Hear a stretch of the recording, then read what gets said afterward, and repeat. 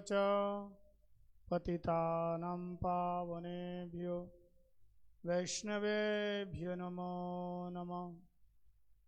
अजानुलम्बितभुजौ कनकावदातो संकीर्तनैकपितरो कमलायताक्षो विश्वम्भरो द्विजवरो जुगधर्मपालो वन्दे जगत्प्रियकरो करुणावतारो भक्ताविहीनाय पराधलक्ष्यै चित्ताशकामादितरङ्गमध्ये कृपामयि तं शरणं प्रपन्ना वृन्दे नमोस्ते चरणारविन्दम्। श्रीकृष्ण चैतन्य प्रभु नित्यानंद श्री अद्वैत गदाधर शिवासादि गौरभक्तवृंद। हरे कृष्ण कृष्ण कृष्ण हरे हरे, हरे राम राम राम हरे हरे। सर्वज्ञ अस्मदीय गुरुपाद पद्म नित्यलाभृष्टं विष्णुपाद अष्टोत्तर शतश्री श्री श्रीमद् भक्ति वेदांत शिला वामन गोस्वामी महाराज जी के श्री चरण कमलों में अनंत अनंत कोटि साष्टांग दंडवत प्रणाम निवेदन करता हूँ। तत्पश्चात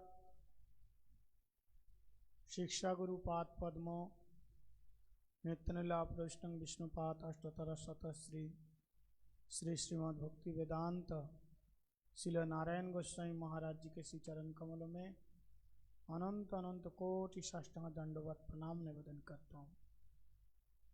रूपानुग गुरुवर्ग सारस्वती दंडी पादगण एवं समापस्थित सभी भक्तजनों के चरणों में दंडवत प्रणाम निवेदन करता हूँ।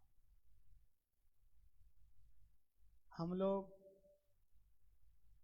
श्री श्री हरिगुरु वैष्णव की अहेतु की कृपा से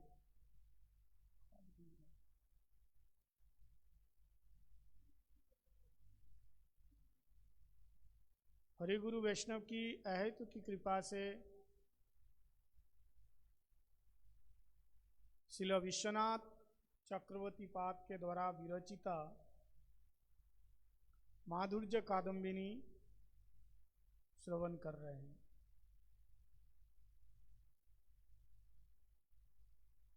अभी तक हम लोगों ने श्रवण किया कि भक्ति ही भगवान को पाने का मूल उपाय, भगवान को दर्शन पाने का मूल उपाय भक्ति है। भक्ति रेवैवं नयति भक्तिरेव दर्शयति भक्तिर्वश पुरुषः भक्तिरेव भुवसि।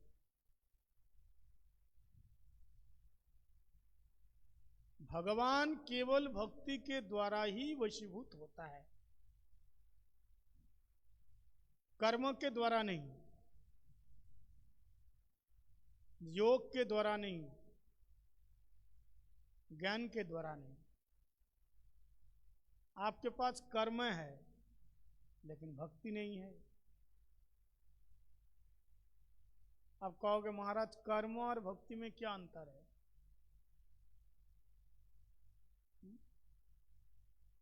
कर्म और भक्ति में क्या अंतर है? कर्म होते हैं केवल अपनी इंद्रियों सुख की वासनाएं, तो कर्म है। लोग सुबह से शाम तक इतना मेहनत करते हैं, किस लिए? अच्छा खाएंगे, अच्छा पिएंगे, अच्छे घरों में रहेंगे और परिवार को ठीक ठाक रखेंगे। इससे भगवान का कोई मतलब नहीं, कोई मतलब है? केवल बढ़िया खाएंगे, बढ़िया पिएंगे और अपने शरीर को बढ़िया लाल पीला करेंगे। लोग मुर्गा को मार के क्यों खा जाता है? अंडे क्यों खाते हैं? मांस क्यों खाते हैं? शरीर में शक्ति आएगी, जुआ का स्वाद है, इसलिए तो खाते हैं, अच्छा लगता है। तो ये क्या हो गया? ये केवल अपने ही इंद्रिय तक सीमित है। कर्म कहां तक सीमित है? इंद्रियों तक। कर्म का जो फल है, कर्म का चरम सीमा कहां तक है? स्वर्ग तक है।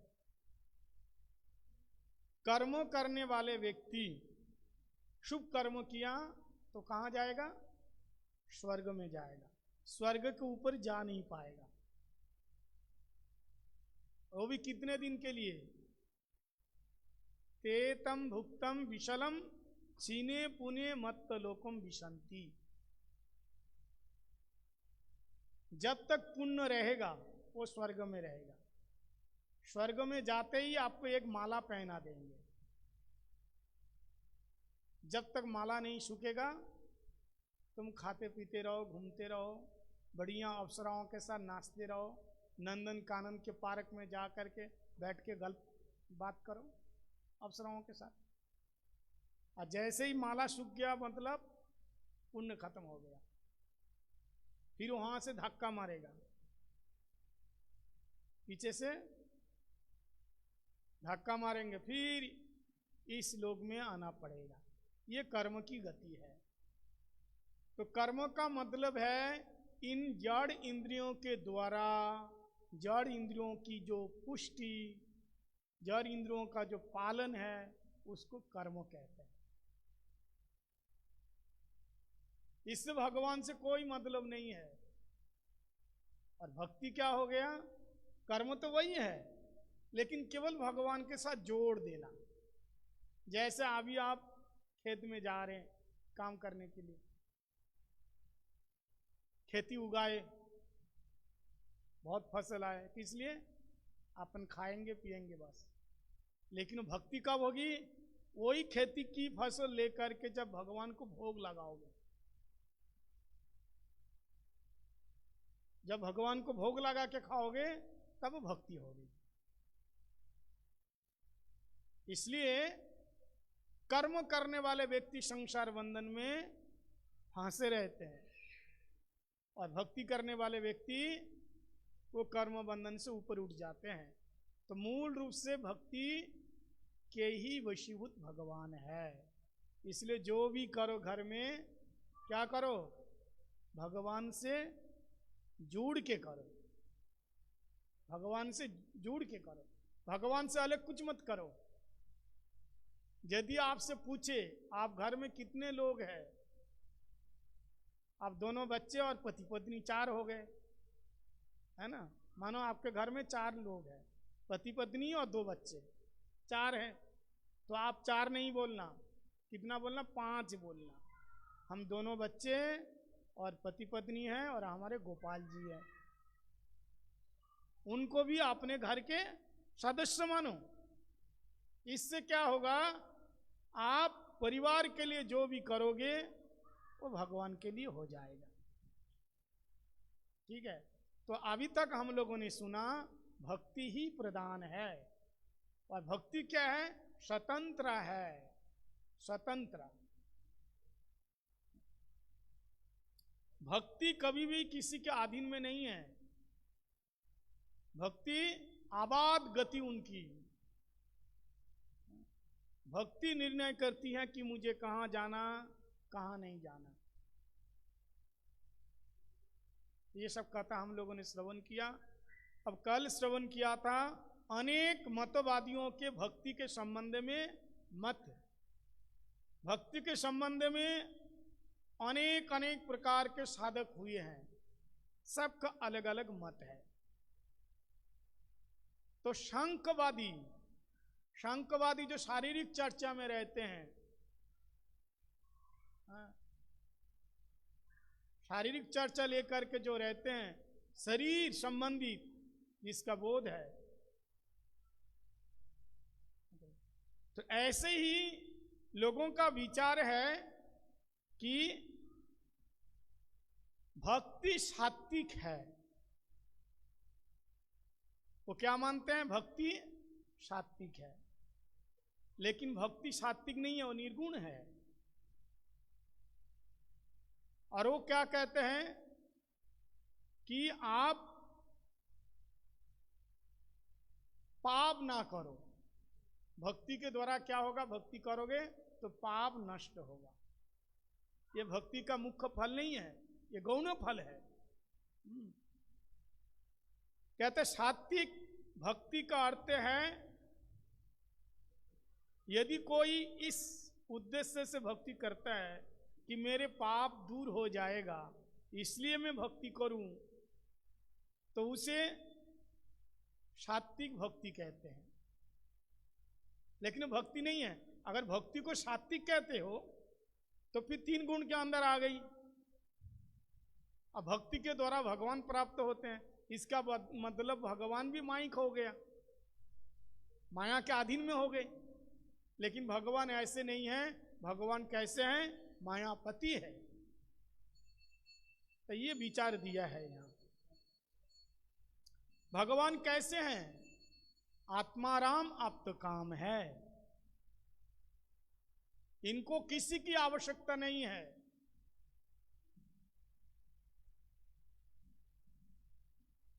निर्विशेष ब्रह्मवादी, इनका क्या विचार है?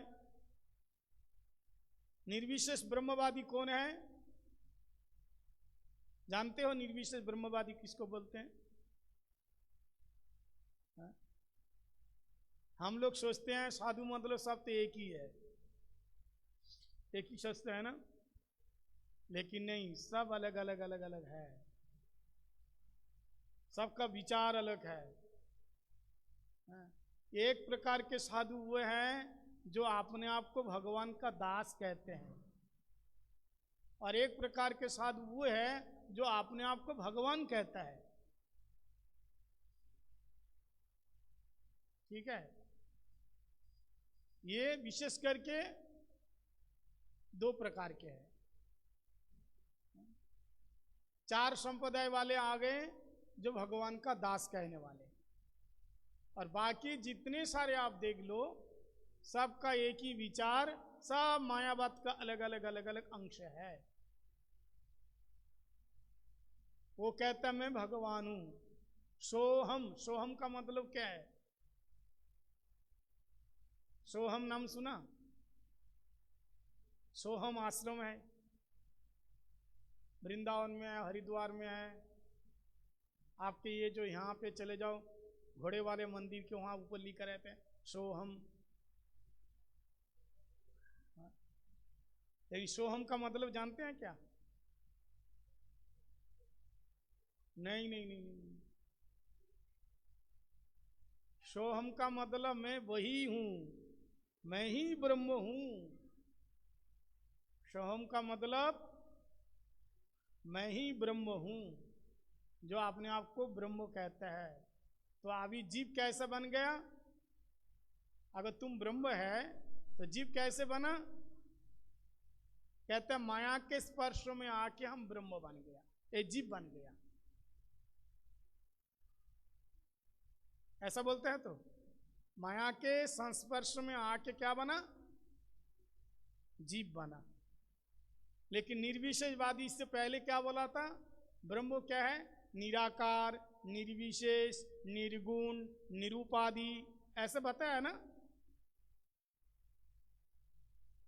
तो जब वो निराकार है, निर्विशेष है, निर्गुण है, निरूपादि है, निरंजन है,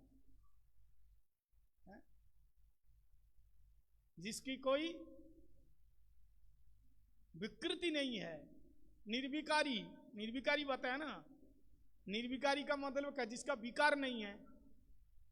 तो तुम ब्रह्म हो। जीव कैसे बन गया ब्रह्म से जीव? विकार तो हो गया, तो फिर समझ में आया? दूध क्या बना? दही बना, तो विकार हो गया। तो तुम तो पहले बताया ब्रह्म तो निर्विकारी है, तो जीव कैसे बन गया? फिर विकार तो हो गया। फिर ब्रह्म से जीव बन गया, कैसा बन गया? माया के संस्पर्श में। माया में इतनी शक्ति है, ब्रह्म को जीव बना दिया है। ब्रह्म तो मायापति है। माया में इतनी शक्ति है कि वो ब्रह्म माया में आकर के वो ब्रह्म क्या बन जाता है? जीव बन जाते हैं। ये निर्विशेष ब्रह्मवादियों का ये फिलोसफी है। इसलिए जीव ब्रह्म नहीं है, अब ब्रह्म कभी जीव नहीं बन सकता। क्षीरम जथा यदि विकार, जीव क्या है? भगवान का अंश है। ये बात अच्छी तरह से समझो। जीव क्या है? भगवान का अंश है। ईश्वर अंश, जीव अविनाशी, चेतन अमल सहज सुखराशि। जीव का मतलब क्या? ये बॉडी नहीं है, ये काला पीला गोरा जो शरीर देख रहे हो, लंबा चौड़ा ये जो देख रहे हो, ये जीव नहीं है। जीव क्या है? हमारे अंदर जो चित पदार्थ है, चित कण है, जो अंदर है, जिसके कारण हम बोल रहे हैं, जिसके कारण हम सुन रहे हैं, जिसके कारण हम देख रहे हैं, वो अंदर से वो पार्ट्स निकल जाए कि हाथ रह जाएगा, कान रह जाएगा, आंख रह जाएगी, लेकिन ना कोई देखेगा, ना सुनेगा, ना चलेगा, ना बोलेगा। वो चेतन पदार्थ है। जैसे इसके अंदर आवाज आ रही है, बिजली है, पावर है, पावर नहीं है तो क्या? आवाज नहीं करेगी। ऐसे हमारे अंदर पावर के रूप में कौन है? जीवात्मा परमात्मा है। हम क्या है? परमात्मा का ही अंश है जीवात्मा। ईश्वर अंश, जीवा विनाशी। हम भगवान का अंश है। तो आप बताओ फिर, जब हम भगवान का अंश है, हम कहां से है? भगवान की तटस्थ शक्ति से। तटस्थ शक्ति, भगवान की तीन शक्ति से तीन चीज बनी है। एक चित शक्ति से चित जगत बना, एक तटस्थ शक्ति से जीव बना, और एक माया, माया शक्ति जिसको कहते हैं बहिरंगा शक्ति, जिससे माया बनी है। वो कौन सी माया? महामाया, दुर्गा, दुर्गति नाशिनी दुर्गा। इस त्रिगुणमयी माया, माया क्या है? त्रिगुणमयी। माया के अंदर तीन गुण है, तम, रज और सत्य गुण है। त्रिगुणमयी माया है। इन तीन गुण के द्वारा, तीन इनके पास डंडे हैं, चाबुक है, इसके द्वारा जीवों को ये शास्ति दे रही है, कठोर दंड दे रही है। क्योंकि संसार क्या है? संसार कारागार है। भगवान को भूल जाना ही हमारा अपराध है। कृष्ण भूली से जीव अनादि बहिर्मुख। भगवान को भूलने का ही अपराध होने के कारण इस संसार के कारागार में आए। और कारागार में क्या होते हैं? शास्त्री मिलती तो है, कारागार में दंड मिलते हैं। यहां जेलर कौन है? इस जेल के जेलर कौन है? माया देवी है। अब बताओ, जब हम भगवान ही है, ब्रह्म ही है, तो फिर हमको यहां पतन क्यों होगा?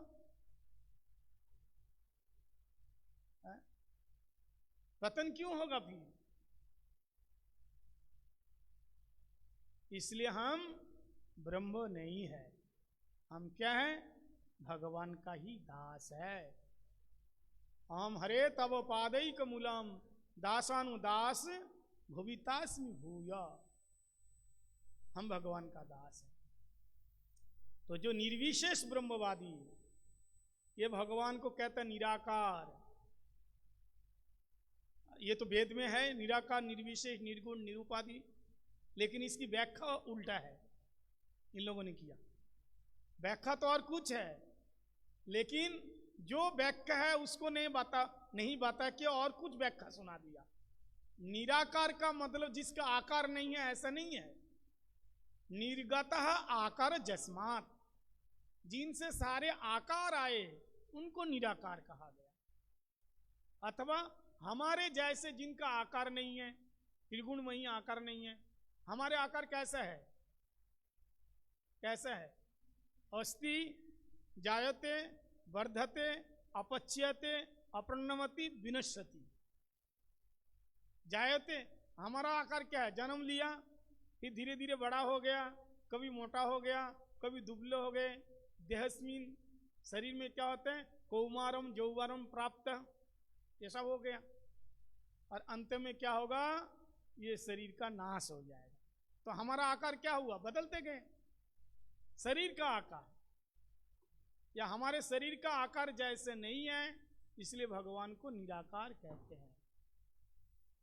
निर्विशेष निर्गुण का मतलब इस संसार के कोई गुण और विशेषता जिनके साथ क्षमता नहीं कर सकते हम।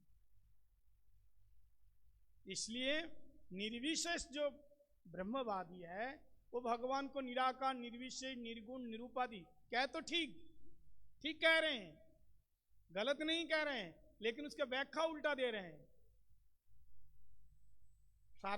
महाप्रभु जब गए और प्रकाशानंद सरस्वती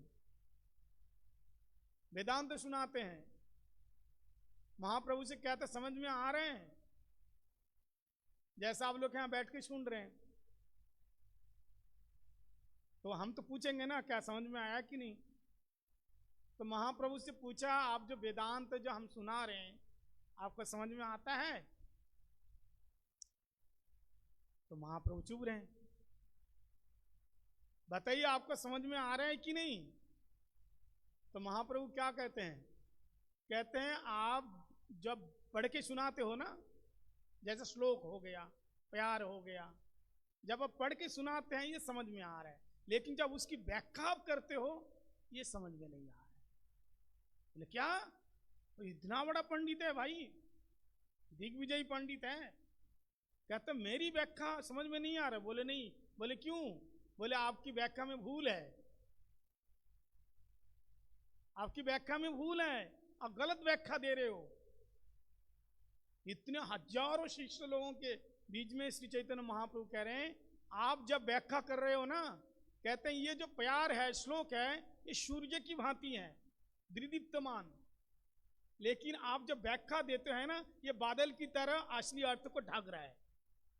जैसे सूर्य के प्रकाश को बादल ढकता है कि नहीं? इतना प्रकाशित वस्तु को भी बादल ढक करके अंधेरा कर देता है। बोले ऐसे अर्थ का तो ठीक है, वो तो बिल्कुल साफ साफ है, लेकिन आप जो उसकी व्याख्या सुनाते हैं ये बादल की तरह असली अर्थ को ढक देते हैं। इसलिए हमको आप जो क्या व्याख्या बोलते हैं ये हमको समझ में नहीं आ रहा। क्यों? उसमें भूल है। इसलिए जो मायावादी लोग है ना, वो कृष्ण की पूरी कथा सुना देंगे, लीला सुना देंगे, 7 दिन तक श्रीमद् भागवत कथा सुना देंगे, और आखिरी दिन में क्या बोलेंगे? तुम ही ब्रह्म हो। इसलिए शास्त्र में बताया जो लोग भगवान के स्वरूप को नहीं मानता है, आकार को नहीं मानता है, जो माइक मानता है, काल्पनिक मानता है। माइक तो हो गया है? माइक का मतलब क्या है? भगवान भी ब्रह्म तो माया के संस्पर्श में जीव बन गया, तो क्या माइक हो गया? काल्पनिक हो गया। इसलिए ऐसे लोगों के मुख से कभी भगवान की कथा नहीं सुनना है। इसके लिए एक श्लोक बताया, समझ में आया? अगर भागवत सुनना है, कथा सुनना है, तो ये मत देखो कितना फेमस है, ये देखो भगवान का भक्त है कि नहीं। समझ में आया? एक श्लोक, और ये श्लोक पद्म पुराण में है, ये श्लोक बता रहे हैं। क्या बताया? हा? अगर कथा सुनना है तो किसके मुख से? कहता कथा सुनना है अवैष्णव मुख गृह्णात, अवैष्णव मुखो गृह्णात पुतो हरि कथामृत श्रवण नैव कर्तव्यम सर्प उच्छिष्ट पयोजथा। जो वैष्णव नहीं है, जो वैष्णव संप्रदाय में नहीं है, ऐसे व्यक्ति के मुख से भगवान के पवित्रमयी कथा को सुनना नहीं चाहिए। बोले क्यों? बोले सर्प उच्छिष्ट पयोजथा। दूध पीने से शरीर हिष्ट पुष्ट होता है, लेकिन सांप का मुंह लागने से, जहर फैल जाने से उसी दूध को जो पिएगा वो समाप्त हो जाएगा। बोले ऐसे भगवान की कथा तो पवित्र है, लेकिन अवैष्णव रूपी सर्प का मुख से निकालने के कारण वो जहर बन गया। क्योंकि तुम्हारी भगवत्ता, भगवान के प्रति जो भगवत बुद्धि है वो समाप्त कर देता है, जीव सत्ता समाप्त कर देता है वो। और वो अपने आप को ये स्थापित करना चाहते हैं, तुम ही ब्रह्म हो, तुम ही ब्रह्म हो। इसलिए हाँ, निर्विशेष जो ब्रह्मवादी है, परम गुरुदेव भक्ति प्रज्ञान शिला केशव गोस्वामी महाराज जी, बहुत सूक्ष्म विचार। वो कहते हैं एक व्यक्ति जंगल से जा रहे हैं, एक व्यक्ति जंगल से होके जा रहे हैं, और इतने में एक सामने शेर देखा। क्या देखा? शेर। अब शेर व्यक्ति को देखेगा तो छोड़ेगा, उस आदमी का पीछा किया। अब शेर का आगे कितना भागेगा भाई? शेर आदमी आगे आगे, शेर पीछे पीछे, जंगल में कौन रहेगा? इतने में वो आदमी एक देखा, एक मोटा ताजा लाल पीला एक मायावादी साधु आ रहे हैं। कैसा साधु आ रहा है जंगल से? मायावादी। मायावादी बोले तो जो भगवान को माइक समझते हैं, जो माया में, जो भोग में डूबा रहते हैं। भगवान बनने का मतलब क्या है? नहीं भोग करूंगा, दास बन के क्या फायदा है? दास बनोगे तो सेवा करना पड़ेगा, मालिक बन जाओ। अहम भक्ता अहम प्रभु रेवच, बताया नहीं, मैं ही भगवो हूं, मैं प्रभु हूं। मालिक बन जाओ, तुम ही ब्रह्म बन जाओ। अब ब्रह्म नहीं बनेगा तो दास बनेगा, सेवा करना पड़ेगा, इसलिए तुम ही ब्रह्म हो। ऐसे अपने आप को भगवान मानने वाले ऐसे एक साधु वो आ रहा था, उसके हाथ में डंडा है, मोटा ताजा लंबा चौड़ा। अब वो आदमी देखा, लेकिन जिसके पीछे बाघ पड़ गया ना, वो सोचा कि अगर मैं इस साधु की शरण में जाऊं तो मेरी रक्षा हो जाएगी, और इनकी शरण में नहीं जाऊंगा तो ये बाघ मुझे खा जाएगा। अब परम गुरुदेव सिद्धांत दे रहे हैं उस व्यक्ति को क्या करना चाहिए। अगर हम लोग होते तो क्या करते? साधु के पास जाओ, शेर से बचो। लेकिन हमारे परम गुरुदेव ये दार्शनिक विचारक थे। शेर खाएगा तो किसको खाएगा?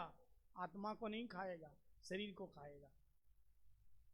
परम गुरुदेव कहते हैं उस व्यक्ति को उस मायावादी साधु के पास जाने से उसकी रक्षा हो जाती है, लेकिन उसको उसके पास जाना नहीं चाहिए। भले ही शेर के मुंह में चले जाओ, एक जन्म खराब हो जाएगा, दोबारा जन्म हो जाएगा। ये शरीर को तो खाएगा, आत्मा को तो नहीं खाएगा ना। शेर के मुंह में चले जाओ, लेकिन उस मायावादी की शरण में नहीं जाना। बोले क्यों? बोले उसकी शरण में जाएगा ना तो तुम्हारी जो जीव सत्ता है ना, तुम भगवान का दास, ये तुम्हारे अंदर भाव है, वो खत्म कर देगा, और वो अपने आप को तुमको ये स्थापित कर देगा तुम ही ब्रह्म हो।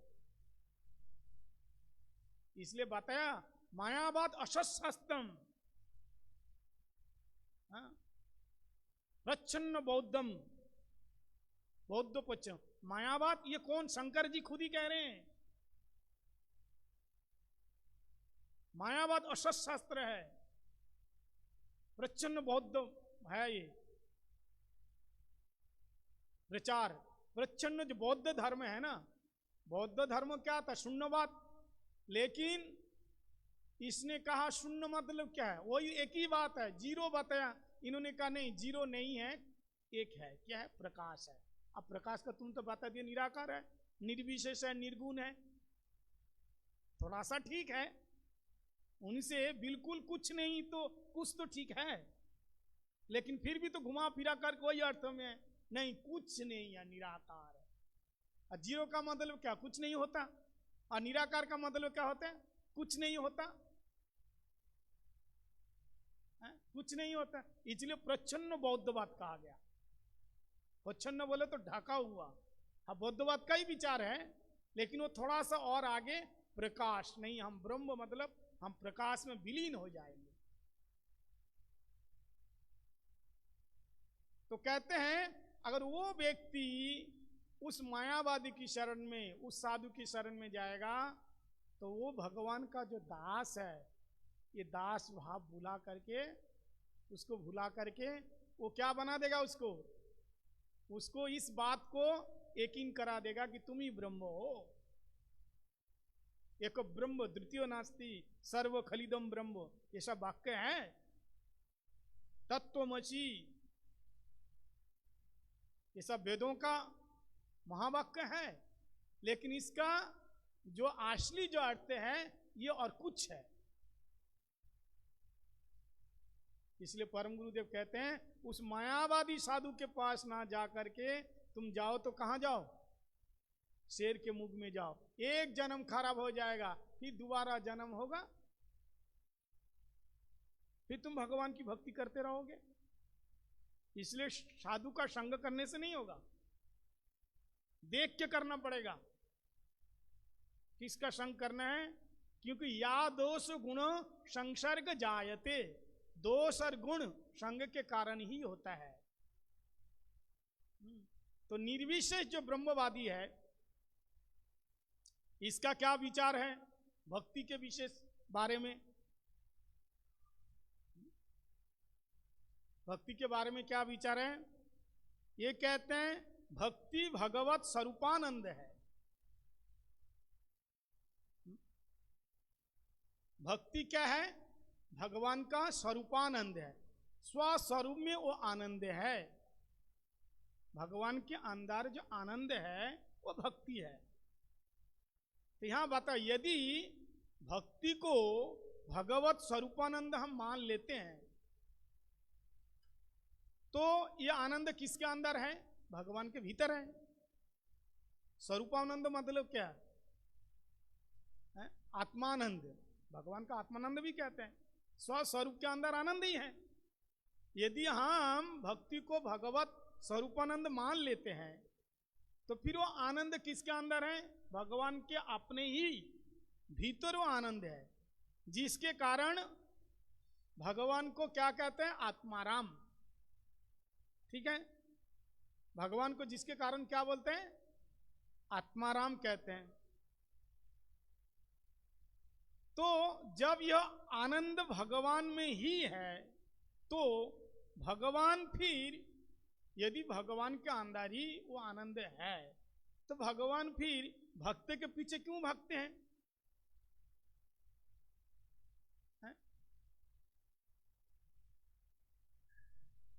भक्त के पीछे क्यों भागते हैं? फिर भगवान भक्त के वशीभूत क्यों होते हैं?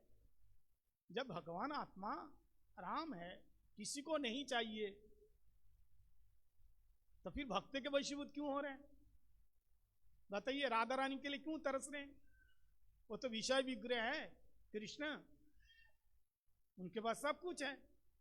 तो फिर ये भक्त के वशीभूत क्यों है? समझ में आ रहे हैं? अतएव यहां बात है, भक्ति भगवत स्वरूपानंद भी नहीं है। अतः भक्ति भी भगवत स्वरूपानंद भी नहीं है। देखो एक दृष्टांत, भगवान के अंदर भगवान रस वैश्य है, यह आत्माराम है, आप्तकाम है, ठीक है। लेकिन होने पर भी भगवान से कोई करोड़ गुना आनंद किसके अंदर है? भक्तों के अंदर होता है। वो आनंद भगवान से ही आया है। वो जो आनंद है वो भगवान से ही आया है, लेकिन भगवान डायरेक्ट अपने अंदर के आनंद को स्वयं आस्वादन नहीं कर सकता, स्वयं नहीं कर सकता। देखो कृष्ण और राधा में कोई अंतर नहीं है, फिर भी कृष्ण जी को राधा रानी का रस, प्रेम रस आस्वादन नहीं हो रहा है। हम लोग महाप्रभु के अवतार में देखते हैं, राधा रानी को देख करके कृष्ण के अंदर ऐसा क्या भाव आ जाता है कि मैं राधे जैसे ही है रस का आस्वादन करूं। कृष्ण खुद ही कहते हैं श्री राधा का प्रणय महिमा। अरे राधा के अंदर जो प्रणय महिमा, वो महिमा किसके अंदर से आए? कृष्ण के अंदर तो है। कि राधा रानी कौन है? कृष्ण की ही लादिनी शक्ति है, कृष्ण की ही सर्वशक्ति है, कृष्ण की ही चित वृत्ति है राधा है। लेकिन होने पर भी वो आनंद का आस्वादन भगवान भक्तों के माध्यम से परिपूर्ण रूप से आस्वादन करते हैं। एक दृष्टांत श्रील जीव गोस्वामी पाद ने एक दृष्टांत तो दिया तत्व संदर्भ में। जैसे एक वंशी वादक, दो प्रकार के आनंद है, एक स्वरूपानंद और एक भक्तानंद। स्वरूपानंद की अपेक्षा भक्तानंद श्रेष्ठ है। यहां बताया स्वरूपानंद। अब भक्ति क्या है? यहां बताया भक्ति भगवत स्वरूपानंद। यदि यहां प्रश्न उठाया, यदि भक्ति भगवत स्वरूपानंद है, मतलब भगवान आत्माराम है, तो फिर भगवान भक्त के पीछे क्यों भागते हैं? एक नंबर। और दो नंबर, भगवान फिर भक्तों के वशीभूत क्यों है? अच्छा एक बात बताओ, आपसे मैंने पैसा उधार लिया, ये पैसा किसका है? मेरे पास आपका ही पैसा है। आपने मेरे को 1 लाख रुपया दिया, आपसे लिया कि नहीं? आपसे लिया मैंने।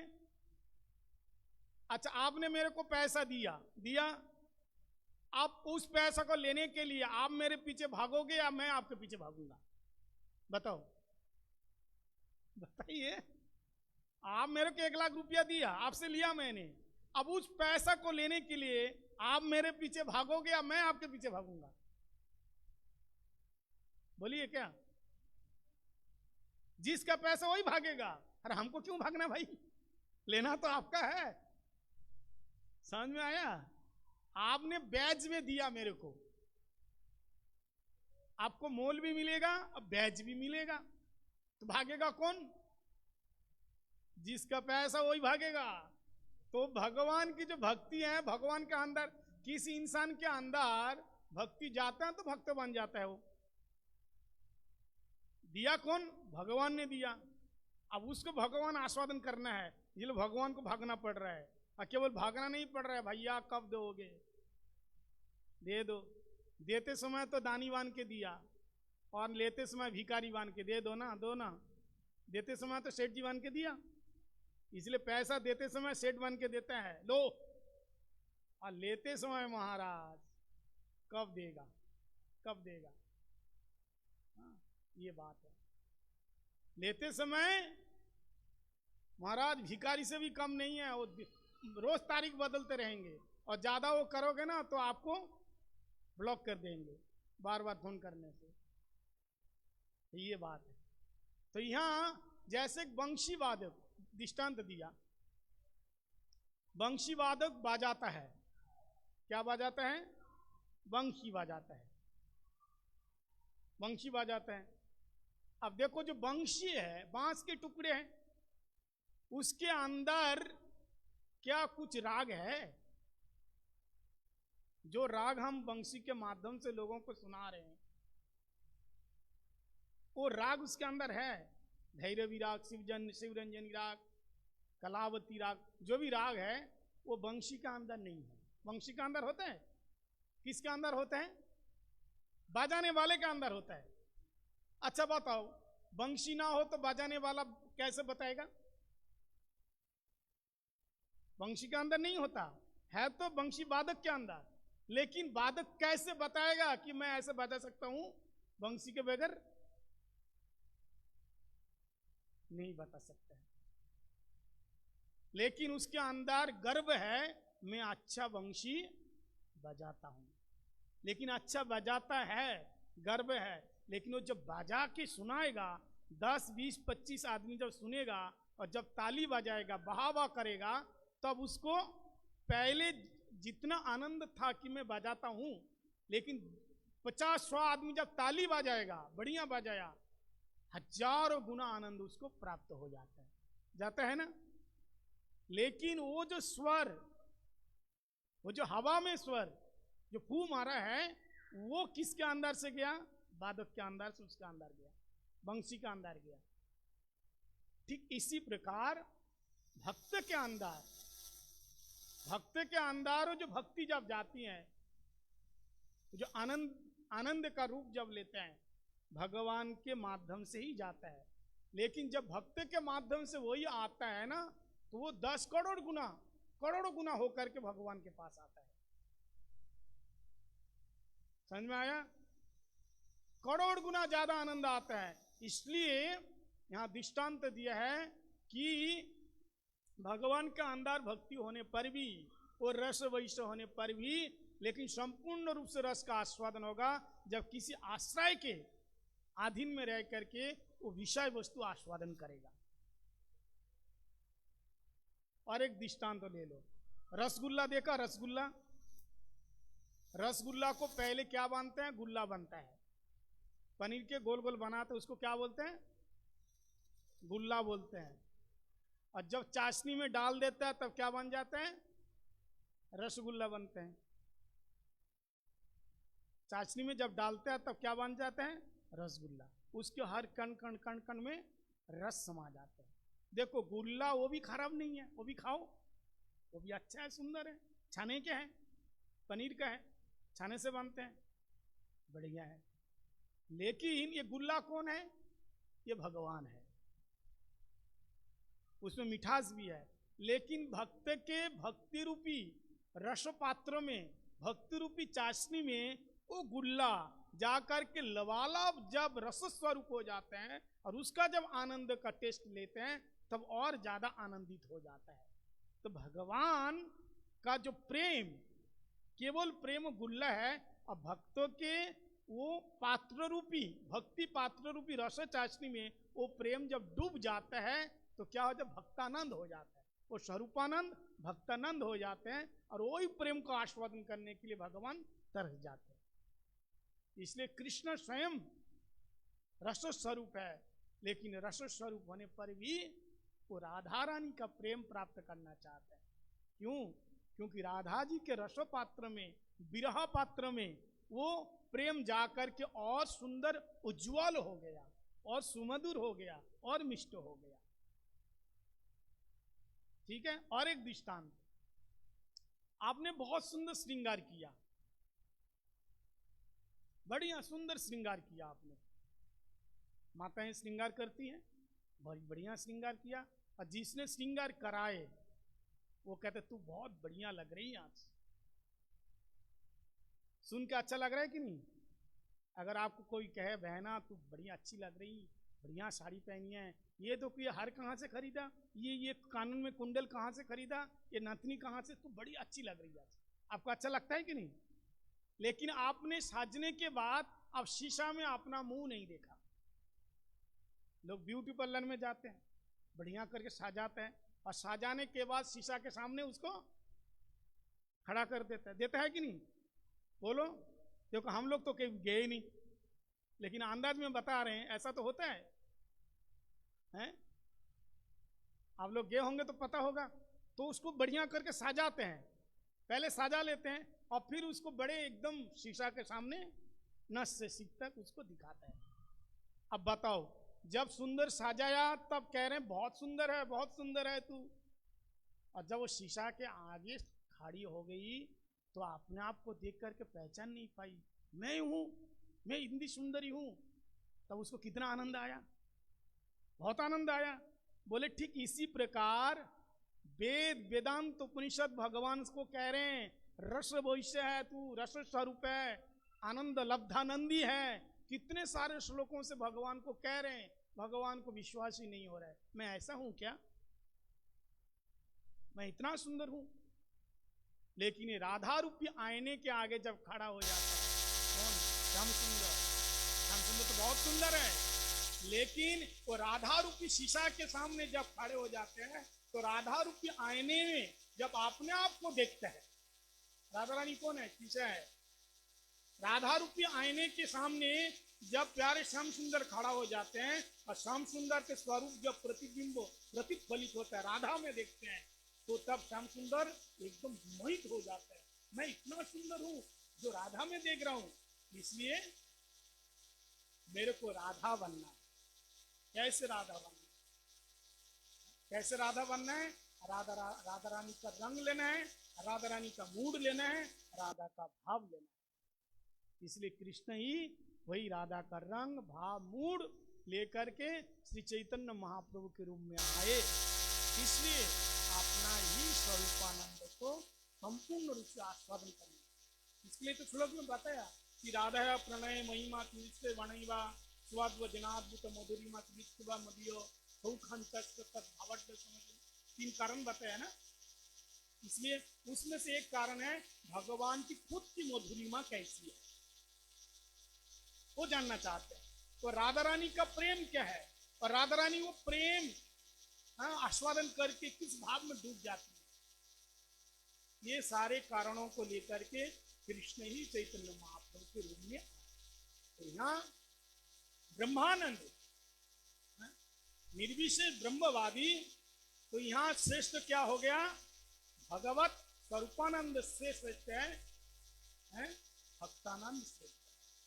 एक छोटी सी कथा, सोहम जो मंत्र है, सोहम जो मंत्र है, इस मंत्र में जीव अपने आप दासत्वता भूल जाता है, ब्रह्म तो बन नहीं पाता है, कभी ब्रह्म नहीं बन पाए। अब बताओ, दूध दही बन गया, दही कभी दूध बन पाएगा?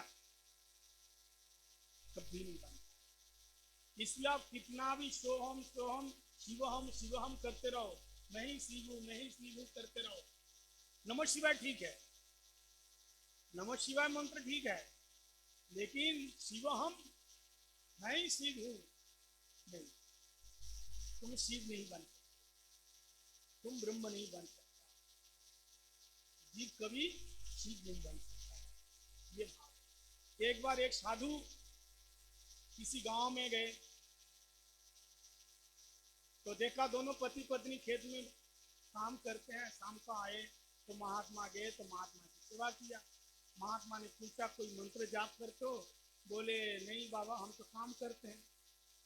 तो कहा तुम लोगों ने सेवा किया, हमारे पास तो देने के लिए कुछ नहीं है, एक मंत्र है छोटा सा, ले लो। बोले नहीं बाबा, हमारे पास मंत्र जाप करने का टाइम नहीं। बोले नहीं, ज्यादा बड़ा नहीं है, 2 अक्षर का है, ये जाप करते रहो, खाते पीते बैठ के जाप करो, ज्यादा कोई नियम नहीं है। तो आदमी कहता नहीं हमारे पास टाइम नहीं है भाई। तो उसकी जो घरवाली थी, उसने कहा अरे महात्मा कह रहे तो लो ना। अच्छा तू जो कह रही है तो ले। अच्छा बताइए क्या मंत्र है? बोले वो था मायावादी साधु। उसने कहा 2 अक्षर का, सोहम। सोहम मतलब नहीं जानता, इसका मतलब क्या है? बोले इसका तुम केवल जाप कर, सोहम। दे दिया उन दोनों को, पति पत्नी को दे दिया सोहम। अब वो लोग घर का काम करे, खेती में काम करे, सोहम सोहम जाप करते रहे। 6 महीने के बाद वृंदावन से एक और महात्मा जी के अलग सा, वृंदावन से एक महात्मा जी जो था वैष्णव। तो महात्मा, अब गृहस्थ के भक्तों का तो यही तो है ना, साधु संत आए उनकी सेवा करें, उनको भी सेवा किया। तो उसने पूछा कुछ मंत्र जाप करते हैं?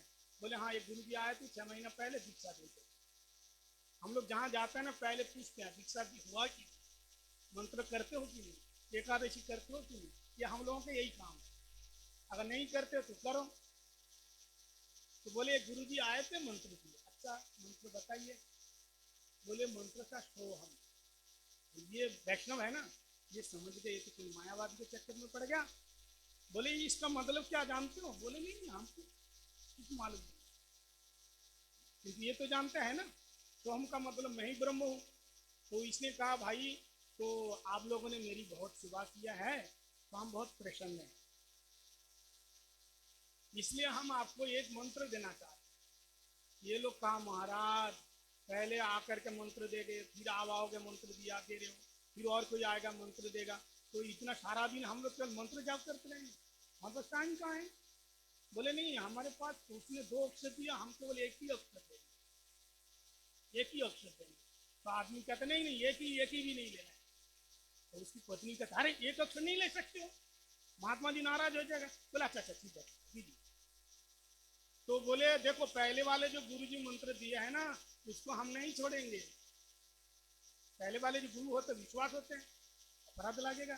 बोले नहीं नहीं छोड़ने का नहीं, उसी मंत्र में ये हमारा जो एक अक्षर है ना जोड़ लेना। तो पहले वाला क्या दिया था सोहम, तो पहले सौ था ना, पहले क्या था सौ था। ये कहते मैं वैष्णव हूं, मेरा मन बहुत दया भाव है। वैष्णव का मन कैसा होता है दया भाव होता है, इसलिए मेरे पास केवल एक ही अक्षर है दा।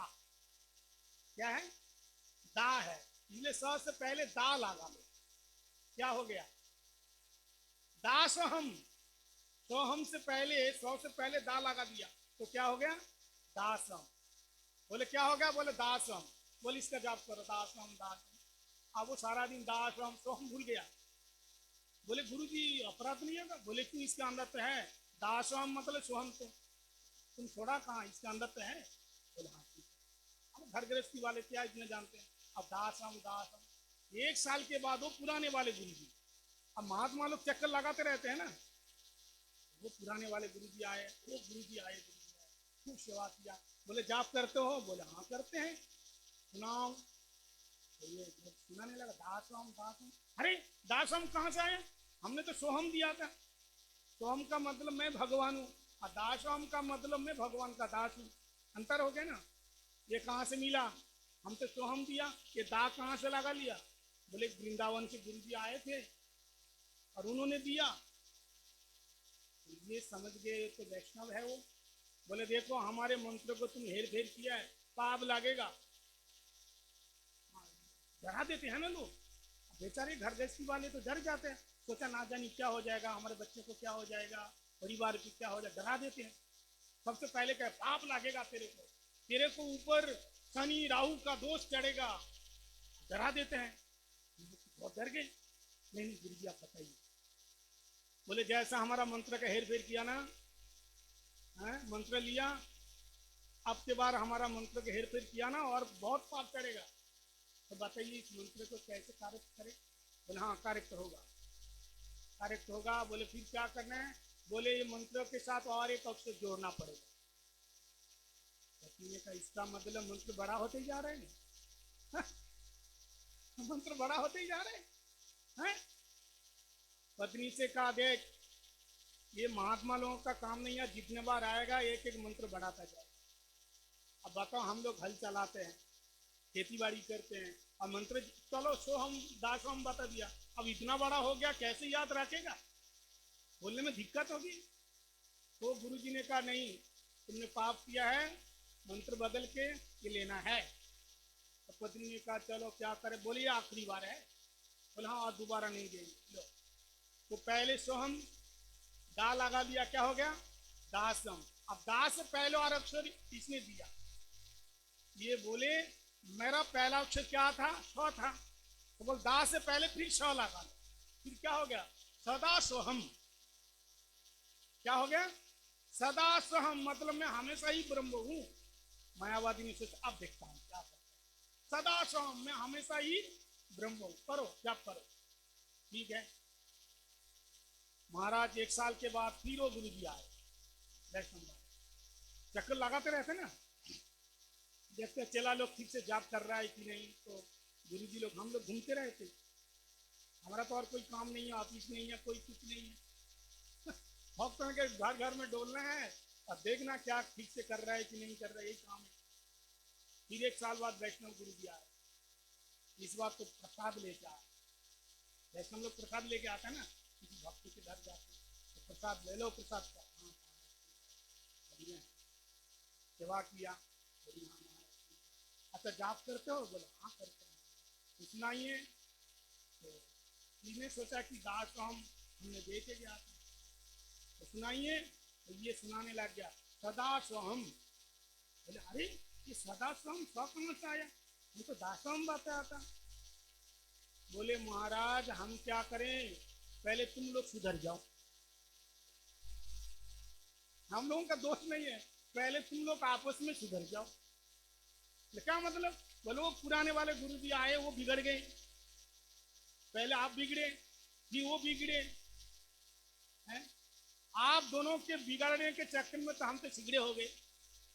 बताइए आप लोग निर्धारित रूप से एक मंत्र क्यों नहीं बताते?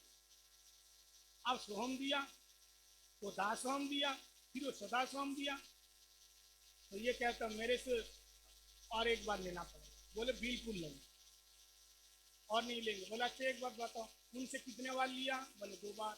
हमसे कितने बार? बोले 1 बार। बोले भेद बुद्धि क्यों, अपराध लगेगा कि नहीं? बोले आखिरी बार। बोले बिल्कुल आखिरी बार।